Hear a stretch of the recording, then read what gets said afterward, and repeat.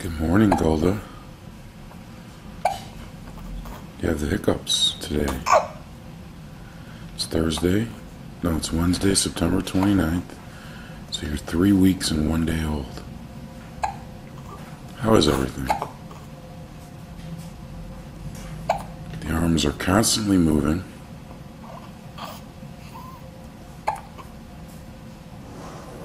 And if we took this blanket off, we would see that the legs are moving too.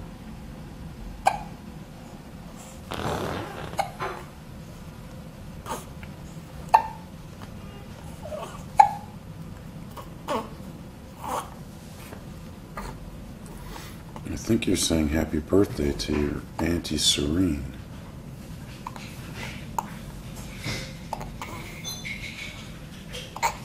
But you have beautiful eyes.